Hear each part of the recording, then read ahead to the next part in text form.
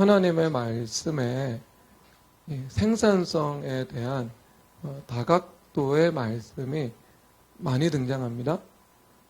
왜냐하면 하나님께서 에덴을 만드시고 아담에게 아무 일도 맡기지 않은 것이 아니라 생산을 맡기셨습니다. 에덴을 경작하게 하셔서 소출을 내게 하시는 것, 이를 통해서 영광 받으시는 것이 하나님의 뜻이었죠. 그렇다면 이 경작이라는 것은 모든 우리 인간들에게 주신 사명입니다. 가꾸는 것, 땅에 있는 사물들, 재료들을 유용하게 활용해서 만들어내는 것, 그래서 그것을 통해서 가치를 발생시키는 것, 이것이 하나님께서 타락 전에도 인간에게 요구하셨던 하나님의 뜻인 겁니다. 그러니까 생산은 그런 면에서 착취도 아니고 악한 것도 아니고요. 생산은 하나님의 뜻이고 선한 것이죠. 우리가 천국에 가고 그리고 새하늘과 새 땅이 이루어진 상황에서도요, 우리가 아무 일도 하지 않는 것이 아니라 무언가 가치를 발생시키는 일을 하고 있을 것입니다. 새하늘과 새 땅을 갖고 나가는 책임이요, 예수님 재림 이후에 우리에게 또 주어지는 것이겠죠. 그건 고난이 아니라 수고가 아니라 이 천국의 그 기쁨과 행복으로 일을 해 나가게 하실 것입니다. 자, 그러므로 우리가 그런 관점에서 이 생산이라는 것들을 살펴볼 수가 있겠죠. 여러분 이 한 나라의 국민의 생활 수준은 한 나라의 생산성이 결정합니다. 이것이 이 경제학의 기본, 이 10대 원리, 공통분모로 모든 거의 대부분의 경제학자들이 동의하는 말이죠. 할인이 나라가 있습니다. 할인이 나라에서 할인이가 빵을 100개를 생산합니다. 그런데 세진이 나라가 있는데 세진이 나라에서 빵을 500개를 생산해요. 그러면 당연히 세진이 나라에 있는 신민들이 생활이 윤택해지겠죠. 저렴한 가격에 빵을 살 수 있고, 그리고 남는 빵은 수출을 해서 그 수출해서 번 돈으로 내가 문화생활도 즐길 수 있고 또 포도도 구입해서 포도 주스도 갈아 마실 수 있겠죠. 그런데 할인의 나라의 백성은 생산량이 100개밖에 되지 않습니다. 그러니까 식품 가격도 이 인플레이션 치솟아 오르고요. 그래서 내가 열심히 일을 하지만 내가 얻을 수 있는 그 빵이라는 자원은 한정되어 있죠. 그래서 생활이 빈핍해지고 그 외 다른 생활은 꿈도 꾸지 못하게 되는 것을 우리가 상식적으로 알 수 있게 되겠죠. 그러니까 그 나라의 생활 수준은요, 그 나라의 생산성이 결정하는 것입니다. 그래서 그 생산성을 경제적으로 이 총량의 지표가 국가의 GDP잖아요. 우리 일본의 그분이 노구치 유키오 교수인데 동경대학교 교수님도 하셨고 스탠포드에도 또 개공 교수님으로 있으셨습니다. 석학이더라고요. 그러니까 일본에서 이분이 말을 하면 모든 사람들이 주의 깊게 경청할 만한 그 근거를 가지고 있는 분입니다. 근데 이분이 일본에 있는 그 경제 문제를 해결하기 위해서, 일본의 현재 GDP의 200%가 국가 부채이죠. 국가 부채입니다. 막대하죠. 200%가 넘는 것으로 알고 있습니다. 그럼 이것을 어떻게 이 문제를 해결할 것인가에 대한 아주 명쾌한 답 중에 하나는요, 국가 안에서 돈 버는 힘을 가지고 있는 많은 기업들이 등장하는 겁니다. 그러니까 한국과 일본과 미국의 대표적인 기업의 생산성을 비교하면서 미국에 있는 그 데이터 자본주의, 그러니까 데이터를 기반으로 움직여 나가는 그 기업들이 비교할 수 없는 그 높은 부가가치를 만들어내는, 그러니까 생산성을 가지고 있는 기업이라는 거죠. 그래서 전 세계 시가총액 1등부터 10등까지 아람코를 제외하고는요, 거의 대부분이 미국의 데이터 기업이 차지하고 있는 것이 현실입니다. 그래서 일본도 그처럼 생산성이 뛰어나고 돈을 버는 힘을 가지고 있는 그 기업들이 많이 등장을 하게 된다면 그러니까 데이터 자본주의에 근거한 IT 기업이죠. 그 기업이 많이 등장하게 된다면 일본의 생산성, 그러니까 부가가치가 증가될 것이고, 그러면 상대적으로 GDP 대비 국가 부채 비율도 줄어들게 될 것이고, 그리고 국가의 세입도 늘어나게 될 것이고, 세입이 늘어나다 보니까 점점 GDP 대비 걷잡을 수 없이 늘어나는, 아무도 해결할 수 없다고 말하는 그 국가 부채가 점진적으로 축소되어 나가겠죠. 그 가장 근원적인 해결책은 그 국가의 생산성이 높아지고 생산량이 많아지고 부가가치가 확대가 되어서 돈을 많이 벌게 되는 것, 그런 기업들이 많이 등장하게 되는 것, 이것이 가장 명쾌하고 분명한 해결책이라는 겁니다. 환율 정책, 그 다음에 뭐 세금 정책, 그 다음에 뭐 이런 것들로서 금리 정책을 가지고 할 수 있는 것은요, 한계가 분명히 있는 거죠. 그렇죠. 그렇지 않습니까? 그 기업이 돈을 많이 벌어올 때, 그 국가의 그 정책도 효율성을 가지고 하게 되는 거지. 그게 그런 기업 자체가 없고 그런 생산성 자체가 약한 나라에서 아무리 국가가 정책 수단을 동원한다고 해도 한계는 분명하잖아요. 분명하죠. 근데 여러분, 그 생산성에 대한 말씀이 성경에 나와 있죠. 성경에 허다하게 나와 있습니다. 허다하게 나와 있어요. 그래서 대표적으로 신명기 28장의 말씀이죠. 너희들이 내 말을 듣고 순종을 하게 되면 내가 토지 소산에 복을 줄 것이고 양의 새끼에 복을 줄 것이다 말씀을 하고 있죠. 그 당시 산업은 목축업과 그리고 농업, 이것이 양대 산업이잖아요. 그러니까 주님께서 그 사업에 복을 줄 것이다 라고 말씀을 하고 있죠. 그러니까 어떻게 되겠습니까? 30배, 60배, 100배라는 그 100배라는 생산성 향상의 축복을 주님께서 주시는 것을 말씀하고 계신 것입니다.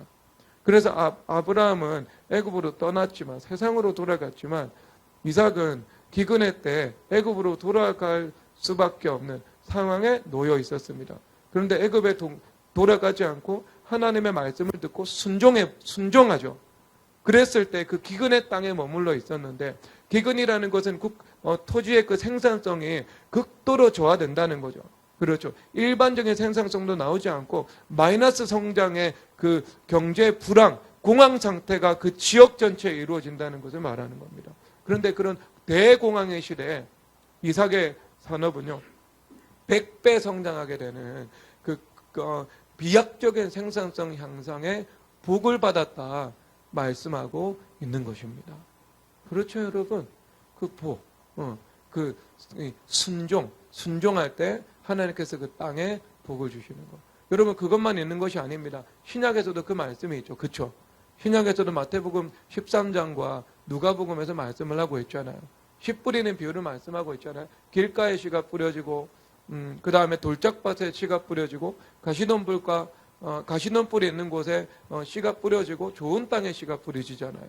그런데 그 좋은 땅은 어떤 땅입니까? 말씀을 듣고 지키고 인내하는 땅이죠. 말씀을 듣고 말씀의 열매가 맺어질 때까지 인내할 수 있는 땅. 그 땅이 어떻게 되는 거예요? 100배, 60배, 30배 결실하느니라. 이렇게 말씀하고 있는 겁니다. 그러니까 다른 땅에 비해서 비교할 수 없는 그 높은 생산성을 자랑할 수 있는 그 땅이 될 수 있다는 것을 말씀하고 있는 거죠. 무엇을 통해서요? 좋은 밭이 될 때, 순종하는 밭이 될 때 높은 생산성의 복을 하나님께서 허락해 주신다 말씀하고 계신 거예요. 그런데 여러분, 그게 어떻게 여러분 우리 사람에게만 적용할 수 있는 말씀이겠습니까?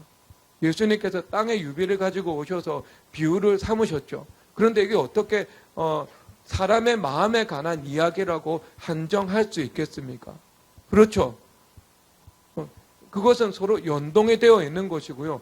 구약의 이삭의 말씀을 통해서 그 실상, 이것은 사람의 마음뿐만 아니라 이삭이 순종하는 마음을 가지고 있었을 때 그의 마음 가운데에서 하나님의 말씀이 30배, 60배, 100배 열매 맺은 것이지만 실제 그가 경작하는 그 땅의 만물의 현장 속에서 100배 열매 맺었다고 분명하게 말씀하고 있잖아요. 그러면 그 두 가지 말씀은 서로 하나가 된 거죠, 여러분. 그렇죠. 그 신약과 구약의 말씀이 병행으로 하나됨으로 존재하고 있는 말씀이잖아요. 성경을 통해서 성경을 보는 거니까. 그렇죠? 그러면 그 말씀은요, 마태복음 13장의 말씀은요, 그것은요, 마음에 관한 비유이기도 하고, 그런 마음을 가지고 있는 사람들이 땅에서 경작하는 삶을 살아갈 때 그 경작하는 현장의 비유이기도 하는 것입니다. 생산성이죠, 여러분. 그러니까 그런데 여러분이 이 마태복음 28장과 그 다음에 이삭의 이야기와 그리고 그리고 신명기 28장과 마태복음 13장 이 전체 이야기가 우리에게 주는 그 생산성은요, 무엇에 달려 있다는 거죠? 순종에 달려 있다. 이것을 말씀해주고 있습니다. 그래서 여러분 이것은 우리 이 제자도의 관점에서도 설명을 할 수 있잖아요. 백부장 기사에서 보면은 종과 백부장 예수님이라는 이 제자도의 관계가 나오잖아요. 백부장의 순종을 통해서 백부장의 영역의 은혜를 받았고 그 종을 통해서 그 종의 순종을 통해서 종의 순종으로 백부장을 통해 이 종이 하나님의 은혜를 받아 누리게 된 거죠. 그러니까 하나님께서 이 종에게 베풀어 줄 수 있는 최고의 복을 백부장을 통해서 주셨고 하나님께서 예수님을 통해서 베풀어 주실 수 있는 최고의 복을 백부장이 받게 된 거죠. 여러분 이것은 그 제자도의 원리를 말씀해 주고 있는 겁니다. 우리가 삶의 영역에서도 그렇고 교회 안에서도 가장 말씀을 듣는 곳이니까 가장 근본적이죠. 우리나라가 지금 우주 사업을 시작하고 있는데 우리 얼마 전에 나로 로켓 쏘아 올렸잖아요. 근데 그 기술도요, 그 편승이더라고요. 그냥 갑자기 우리가 바닥부터 시작해서 로켓 쏘아 올린 것이 아니고요. 상당 부분의 그 기반 기술을 러시아에서 인수인계 받았잖아요. 러시아 정부에서는 그 기술 당연히 내어주지 않으려고 하죠. 그런데 거기 종사하는 분들 인터뷰가 보니까 다 그래요. 사람과 사람과의 관계가 그렇지 않다고. 그런 법규에 의해서 다 제어될 수 있는 것이 사람과의 관계가 사람들의 관계가 아니라고. 그래서 좋은 정보가 어디서 나왔는가? 삼겹살 구워 먹으면서 거기서 질문을 하면 그들도 국법의 지배를 받고 있기 때문에 노골적으로 말해줄 수는 없지만 사람과 사람과의 관계가 형성되다 보니까 그 연구를 열어나갈 수 있고 풀어나갈 수 있는 그 힌트를 제공하는 거죠. 방향을 제공하는 거죠. 그런데 여러분 이것은 알잖아요. 오랜 시간 동안 고민하고 오랜 시간 동안 시행착오가 축적되고 오랜 시간 동안 연구한 사람에게는요. 처음부터 끝까지 말해줄 필요가 없습니다. 그냥 방향 제시 하나로 그게 기름 부음처럼 임해가지고요. 나머지 모든 영역이 다 그 자리에서 연결되고 해결됩니다. 실제 그렇습니다, 여러분. 그 하나의 코멘트가 이 지배적인 이 결과와 열매로 나타나는 그 굉장히 중요한 이 팁이 될 수 있어요. 그러니까 그렇게 이루어지고 있는 거죠. 세상에 있는 모든 만물도요. 그런 관계를 통해서 이루어지는 것을 우리가 볼 수 있는 거죠. 볼 수 있는 것. 그런데 우리는 그것을 인본주의적인 그 힘과 이 방법을 동원해서 살아가지 않고 성령 하나님의 능력에 의지해서 하나님과의 관계와 사람과의 관계도 좌우할 수 있음을 믿고 살아가는 거죠. 그래서 그 하나님 앞에서 살아가기 때문에 아닥사스다 왕에게 은혜를 입었던 느헤미야처럼 우리도 동일하게 하나님으로 인해서 사람과의 관계에서 은혜를 입으며 살아갈 수 있음을 말씀해주고 있는 것입니다. 그리고 또 생산성이라는 그 동일한 관점에서는요, 여러분 그 순종을 통해서 하나님께서 복을 주신다는 것은 저는 보고 있습니다. 저는 우리 아이들을 통해서 보고 있습니다. 우리 아이들이 영어 섀도잉을 하고 있잖아요. 어제 우리 주캠하는데요. 아이들이 시키지도 않았는데 자기들끼리 영어로 놀고 있더라고요. 섀도잉 한 거 가지고요. 그냥 즐겁게 아이들이 놀고 있더라고요. 제가 해보라고 한 게 아니고요. 놀고 있길래 가서 카메라를 들이대고 다시 해보라고 한 거예요. 그러니까 한 1페이지 외운 것 같아. 한 수십 페이지 중에. 근데 이거 끝까지 다 하다 보면은요, 그 수십 페이지를 거의 외우게 됩니다. 거의 외우게 돼요. 네, 거의 한 80% 이상까지는 외우게 됩니다. 근데 이게요, 학원에서는요, 선생님이 아무리 하라 그래도 아이들이 안 해요. 안 해요. 10%밖에 안 해요. 그런데 교회 안에 순종이라는 영적인 분위기 속에서 하고 있는 거잖아요. 그러니까 순종의 기름 부으심이 있으니까 아이들이 합니다. 당장 지금 저런 우리가 손우지우만 보더라도요, 얘네들이 과제 때문에 정말 아침부터 10시까지 과제를 합니다. 방학인데 아침에 일어나가지고요, 10시까지 과제를 해요. 10시까지. 그래서 혹시 내가 과제를 많이 내줬나 싶어가지고, 그럼 물어봤어요. 과제 좀 줄여줄까? 왜냐면 아이들은 너무 과제 압박에 시달리면 안 되거든요, 그것도. 방학 때 놀기도 해야 되잖아요. 줄여주려고요. 지금 어디가 지금 압박이 많이 들어오냐. 그러니까 골고루 압박이 들어오는데. 균형 잡혀서 다 숙제가 많대요. 그러니까 뭐 박지훈 간사님이 많이 내줬으면은 지훈 간사님한테 조정을 시킬 텐데 다 많이 내줘가지고 할 일이 많다고 하니까. 근데 그래서 제가 걔네들한테 물어본 게 아니고요. 3학년 애들한테도 물어보고 그 다음에 1, 2학년 애들한테도 물어봐서 니들 할 거 맞냐고, 힘드냐고. 그러면 숙제 줄여줄까? 근데 숙제 줄여줄까라고 제가 한 3명에서 4명한테 물어봤는데요. 각 학년에 1명도, 5명 정도, 1명도 숙제 줄여달라고 말하는 사람이 없었어요. 말하는 사람이 없었어. 여러분, 이것이, 근데 왜 웃어요? 너 분명히 숙제 안 줄여줘도 된다 그랬잖아.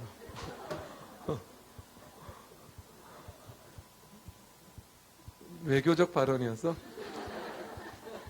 담임 목사님한테 잘 보이고 싶어서? 저는 의견 수렴한 거예요. 아이들한테. 저 책임은 아니죠. 근데 얘는 그래도 약간의 정치적인 사고가 돌아갈 나이가 돼서 그럴 수 있는데, 여러분 3학년, 2학년들이 뭐 그런 머리 돌아갑니까? 안 돌아가죠. 근데 얘네들 아무도 안 하고요. 그럼 손우지우가 아빠한테 정치를 왜 해요? 얘들 자기 그냥 있는 그대로 얘기를 해도 되지. 안 해요, 여러분. 전체적으로 이 순종의 영적인 분위기가 있기 때문에요. 세상에서 안 되고 학원에서 선생님이 해보려고 해도 안 되는 거. 교육열은 똑같이 높지만. 그런데 그 순종이라는 영적인 분위기가 있고 아이들 가운데 순종의 기름 부으심이 있으니까 그런 강도가 약하지 않은 이 수준의 과제도요. 아이들이 해내는 거예요. 해내는 거예요. 그리고 이렇게 하다 보면 아이들이 성경 암송 자꾸 하죠. 그러면 이 아이들이 암기하는 일들은 너무나도 쉬워지거든요. 습관화된 그 암기 실력이 있게 되거든요. 그러면 이것이 뭐 영어 공부하는데 나중에 뭐 수학 뭐 수직적 사고 해가지고 뭐 올리는데 큰 어려움이 없는 거죠. 큰 어려움이 없게 되는 거죠. 여러분, 이것이 순종해서 하나님께서 허락해 주시는 생산성입니다. 여러분, 순종 없이 하나님께서 생산성의 복을 주실 수가 없습니다. 결국 하나님께서 복을 주신다는 것은요, 땅을 경작해서 30배, 60배, 100배 복을 주시죠. 그렇죠. 그런데 너희들이 순종하지 않으면 하늘이 노시되고 땅이 철이되어서 고생을 해도 내 토지 소산이 저주를 받을 것이고, 그리고 내 양의 새끼와 소의 새끼들이 저주를 받을 것이라고 주님께서 말씀을 하고 있잖아요. 그러면 그 생산성의 전제는요, 순종이라니까요. 순종이 열려야 생산성을 높이시는 하나님의 작업이 들어갈 수 있다. 이렇게 말씀하고 있는 것입니다. 네, 여러분, 그런데 순종에 대해서 말씀을 하고 있는 것이지만 또 주님께서 말씀을 하고 있는데요. 오늘 38절에서 말씀하십니다. 38절 읽도록 하겠습니다. 시작. 나를 믿는 자는 성경의 이름과 같이 그 배에서 생수의 강이 흘러나오리라 하시니. 아멘. 여러분, 우리가 하나님 중심의 역사관을 가지고 있어야 되고요. 그 하나님 중심의 역사관이 보편화되어서 이 지배적인 역사관이 되어야 합니다. 그렇게 될 수 있습니다. 왜냐하면 역사 철학이라는 것이 신학에서 등장했습니다. 신학에서 역사 철학이라는 이 개념이 등장을 했다니까요. 그래서 이 어거스틴이라는 우리 교부가 이 로물루스와 레물루스, 로물루스와 레골루스인가? 레골라스는 거기 나네 여기 톨킨의 책에 나오잖아요. 그 로마를 건국한 시도 두 사람이 누구죠? 예, 레물루스하고 그 다음에 뭐 로무스 이런 사람이에요. 그 어떻게 해석을 하시냐 하면은 거기도 형의 동생을 죽였거든요. 왜? 권력을 독점하고 영광을 독점하기 위해서요. 그런데 이것을 가인과 아벨의 이야기로 해석을 하는 거죠. 그러니까 이 세상에 있는 이 모든 것은요, 성경으로 해석하는 겁니다. 그래서 여러분들이 이 정육면체를 생각하시면 돼요. 정육면체 안에 세상이 들어가 있고 세상의 사건들이 들어가 있고요. 그리고 그것을 둘러싸고 있는 그 6가지 면이 성경에서 그 사물을 바라볼 수 있는 각각의 면을 말씀하고 있습니다. 그래서 하나님께서는 성경의 틀을 통해서 온전한 시각을 가지고 만물을 바라보기를 원하시죠. 그러면 우리가 이런 하나님 중심의 역사관은요, 2가지로 우리가 나눌 수 있는데 성경적 역사관이고요. 그리고 하나는요, 교회 중심의 역사관입니다. 이것입니다. 그러니까 성경적으로 역사를 해석할 수 있고요. 교회 중심으로 역사를 해석할 수 있습니다. 그럴 때 역사를 오독하지 않고요. 역사에 우리가 이 현실을 살아가는 것에 오류가 나타나지 않습니다. 여러분, 국가의 생산성도요, 어디에서 나오겠습니까? 국가의 생산성은요, 바로 오늘 말씀하시는 생수의 강에서 나오게 되어 있습니다. 예, 여러분, 왜냐하면 이사야서 44장 찾아가 보도록 하겠습니다. 이사야서 44장. 이사야서 44장 3절 읽도록 하겠습니다. 44장 3절 읽겠습니다. 시작. 나는 목마른 자에게 물을 주며 마른 땅에 시내가 흐르게 하며 나의 영을 내 자손에 나의 복을 내 후손에게 부어주리니. 아멘. 그래서 여기서 하나님께서 주시는 복은 곧 하나님께서 부어주시는 영이다, 이렇게 말씀을 하고 있습니다. 하나님의 복은요, 하나님의 영입니다. 아시겠죠? 그러니까 성령 하나님 없는 복은 없습니다. 예수님 없는 평강은 평강입니까? 아닙니다. 예수님 없는 성공은 성공입니까? 아닙니다. 온 천하를 얻고도 자기 목숨을 잃어버리면 무엇이 유익하겠느냐. 예수님께서 말씀하신 거잖아요. 예수님 없는 평강과 성공은요, 절대로 복이 될 수는 없습니다. 그렇다고 해서 그것을 교주다라고 말을 할 때 세상은 받아들이지 않겠죠. 그런데 복은 아닙니다. 그리고 지옥 간다는 면에서는요, 복은 아니다라는 말로만 우리가 말할 수 있을까? 저는 그렇지 않다고 생각합니다. 어쨌든 하나님께서 주시는 복은 하나님께서 베풀어 주시는 영이다, 이렇게 말씀을 하고 있죠. 그럴 때 어떻게 나타나냐? 마른 땅에 시내가 흐르게 하며 말씀하고 있는 겁니다. 마른 땅은요, 소출을 내지 못하는 땅입니다. 그런데 시내가 흐른다. 시내가 흐른다는 것은요, 그 당시에 이 팔레스타인의 지형을 보면 압니다. 팔레스타인은요, 강이 흘러가지 않습니다. 나일강이 흘러가서 거기서 관계수로를 만들고 중앙집권적인 권력으로 이 토목 사업을 벌리고, 그리고 많은 백성들을 효율적으로 배치해가지고 그 수로를 통해서 물을 끌어다오고, 그렇게 했을 때 그 비옥한 농경지를 경작할 수 있는 땅이 나일강이라면, 팔레스타인 땅은요, 강이 없습니다. 땅의 비를 흡수하는 땅입니다. 옥토와 같은 땅이죠. 그런데 우기가 되면은요, 이른 비와 늦은 비를 내리는 주셔서 우기가 형성이 되잖아요. 그러면 그 우기가 형성될 때 그 광야가요, 아름다운 밭이 되면서 시내가 흐르기 시작합니다.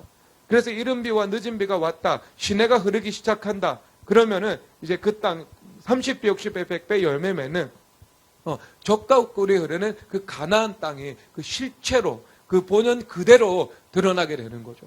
그래서 생수의 강의 기사는 초막절에 나오고 있잖아요. 초막절이 뭐냐면, 초막절은 실로암 제사장들이 실로암 목가에 가가지고요, 물을 길러 옵니다. 그래서 물을 길러 와서 그것을 성전에서 붓거든요. 성전에서 쏟아 붓거든요. 그래서 이것은 이른 비와 늦은 비를 주시는 하나님을 찬양하고, 그리고 올해도 그 이른 비와 늦은 비로 풍성한 결실을 달라고 기도하는 의식을 의미하고 있는 거예요. 왜냐하면 초막절 자체가 추수감사절이잖아요. 예. 하나님께서 비를 주셔서 수확할 수 있었다. 그리고 올해와 내년에도 하나님께서 비를 허락하셔서 풍성한 수확이 있기를 우리가 소망한다. 이것이 초막절 의식의 핵심이거든요. 그래서 누가 생수의 강을 주는가? 내가 바로 생수의 강을 준다. 주님께서 말씀하고 계신 거예요. 예수님께서 그 생수의 강은 곧 성령 하나님이시다라고 말씀을 하고 있습니다. 그런데 여러분, 이것이 이 영적인 것과 그리고 이 하늘에서 실제 내리는 하늘의 이른 비와 늦은 비가 서로 긴밀히 하나가 되어 있는 것을 볼 수가 있죠. 그렇죠. 성령 하나님을 부어주시는 것과 이른 비와 늦은 비를 주셔서 땅에서 30배, 60배, 100배 소출이 나는 것이 똑같은 일인 거예요. 그래서 오늘 뭐라고 말씀을 하시는가? 나의 영을 내 자손에게, 나의 복을 내 후손에게 부어주신다. 말씀하고 있는 겁니다. 그런데 그게 마른 땅에 시내가 흐른다.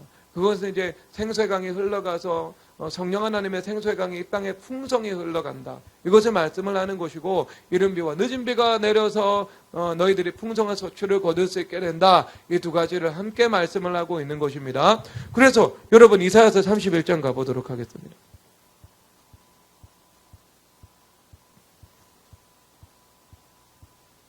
이사야서 32장 15절에서 15절 읽도록 하겠습니다. 시작. 마침내 위에서부터 영을 우리에게 부어주시리니 광야가 아름다운 밭이 되며 아름다운 밭을 숲으로 여기게 되리라. 아멘. 그래서 하나님의 영을 부어주실 때요, 그 광야가 아름다운 밭이 되는 거예요. 그래서 열매 맺지 못하는, 생산하지 못하는 밭이 막대한 생산량을 자랑하는 그 비옥한 농경지로 변화가 될 것이다. 그런 아름다운 밭이 될 것이다. 주님께서 이렇게 말씀하고 있는 것입니다. 아시겠죠? 근데 무엇이 와야 돼요? 그러면은요, 국가 가운데 하나님의 영이 임해야 되는 거예요. 하나님의 영이 임해야 되는 거예요. 하나님의 영이 임해서 하늘의 문이 열리고 하나님의 영이 임해서 그 교회를 통해서 생수의 강이 온 이 국가 가운데, 민족 가운데 풍성하게 흘러가는 거예요. 근데 사실상 그것이 교회를 통해서 흘러가는 것이면서 그것은 거룩한 성전된 여러분 개개인 한 사람을 통해서 흘러가는 것을 또한 말씀하고 있는 거죠. 그렇죠. 그렇게 생수의 강이 흘러갈 때 교회를 통해서, 그리고 교회 안에서 예배하고 기도하는 사람들을 통해서 그 안에 계신 그 성령 하나님께서 생수의 강이 온 사회와 만물의 영역 가운데로 흘러갈 때 하나님께서 영을 부어주시는 것이고 또 복을 내려주시는 것입니다. 그래서 교회는요, 세상은요, 교회를 통해서 복을 받게 되는 거예요. 복을 받게 되는 거예요. 그 하나님께서 복 주시는 원리 아시겠죠? 순종이 있어야 되고, 그리고 하나님의 영을 부어주셔야 되고, 그렇죠. 그리고 하나님께서 영을 부어주실 때 생수의 강이 교회를 통해 만물로 흘러가고, 그래서 이 만물이 광야가 아름다운 밭이 되고 메마른 땅에 시내가 흐르기 시작하죠. 그렇죠. 그래서 그 생수의 강으로 생산성 없는 땅이, 생산성 충만한 땅이 되어버리는 거예요. 그래서 예수님께서 뭐라고 말씀을 하세요? 아담을 향해서 생육, 번성, 충만, 통치. 생육이라는 것은 영어로 볼 때 fruitful. 제가 에너지가 많이 들어가지고요, 푸르풀이에요. 알겠죠? 그러니까 열매를 풍성하게 맺는다. 피곤해가지고 열매를 풍성하게 맺는다. 이걸 말씀하고 있는 거예요. 에덴에서요. 에덴에서. 그래서 여러분, 이것은 높은 생산성의 복이 국가 가운데 임한다. 이것을 말씀을 하고 있는 것입니다. 그러면은요, 하나님께서 나라 가운데 복을 주시잖아요. 그러면 정말 각계각층의 복이 임합니다. 그래서 문화 가운데도 복이 임하고요, 예술에도 복이 임하고, 그리고 식품 산업에도 복이 임하고요, 화학 산업에도 복이 임하고, 반도체 산업에도 복이 임하고, 배터리 산업에도 복이 임하는 거예요. 생산성이 아주 급등하게 되는 거죠. 그랬을 때 돈 버는 힘을 가지고 있는 그런 기업들이 당연히 나타나는 것은요, 당연한 일이라고 볼 수 있게 되겠죠. 그러면 여러분, 이것이 지금 여러 가지 교차적으로 이야기를 하고 있잖아요. 우리의 순종, 그 다음에 성령 하나님 부어주심, 그리고 교회 안에서 살아가는 성도들, 그리고 국가 가운데 하나님께서 베풀어 주시는 그 하나님의 역사, 그 하나님 중심의 역사관, 교회 중심, 성경 중심 말씀을 하고 있죠. 그러면 여러분 결국 이 생수의 강이 흘러간다는 것은 하나님께서 국가 가운데 복을 주실 때 성령 하나님을 부어주시는 그 부흥을 의미하는 것이고, 그런데 우리 또한 역시 교회와 연합되어 살아가는 우리 개개인들에게는 무엇으로 충만케 하신다고요? 우리 가운데 하나님의 성령으로 충만하게 하신다는 것을 말씀하고 있는 겁니다. 그러니까 여러분 가운데 성령 하나님으로 충만해져야 됩니다. 성령 하나님의 기름 부으심으로 충만해져야 됩니다. 성령 하나님의 기름 부으심이 충만하게 될 때 여러분들의 마음과 여러분들의 그 존재 자체가 광야에서 열매 맺을 수 있는 그 좋은 땅, 아름다운 밭으로 가꾸어지게 되는 것을 말씀하고 있는 것이지요. 그런데 여러분 그 순종과 그리고 성령 하나님의 기름 부으심이 또 무엇을 통해서 서로 연계가 되죠? 수직적 사고인 거죠. 그렇죠. 수직적 사고인 거죠. 하나님께서 베풀어 주시고자 하는 그 모든 축복들, 성령 하나님께서 여러분들에게 부어주시고자 하는 그 모든 종류의 성령 하나님의 기름 부으심들, 그것은요 무엇을 통해서 그 수직적인 사고라는 복된 그 관계의 복을 통해서 주님께서 허락해 주시는 것이지요.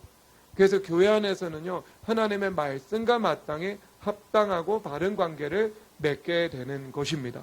하나님 말씀을 통해서 복을 주시잖아요. 그래서 말씀이 심어져서 30배, 60배, 100배 열매 맺게 되는 거죠.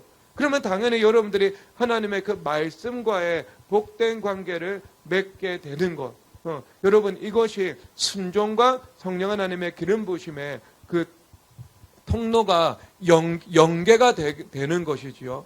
그래서 하나님과 관계의 문이 활짝 열리게 되는 것이고요. 그 활짝 열리는 그 순종의 문을 통해서 성령 하나님의 그 기름 부으심이 우리 가운데 임하게 되는 겁니다. 그리고 그 중추에는요 하나님의 말씀을 믿는 믿음이 있으므로 말씀과의 관계가 있다는 것을 우리는 인정할 수밖에 없는 것입니다. 그러니까 여러분 가운데 성령 순종의 기름 부으심과 그리고 순종의 기름 부으심을 통한 성령 하나님의 폭포수와 같은 그 능력이 여러분 가운데도 임하게 되기를, 그래서 높은 여러분 30배, 60배, 100배 열매 맺게 되는 여러분 되시기를, 그래서 국가도 복을 받게 되기를 주님의 이름으로 축복합니다. 이 시간 찬송하도록 하겠습니다. 성령 받으라 찬송하겠습니다. 키를 조금 낮춰 주셔서 반주해 주시기 바랍니다.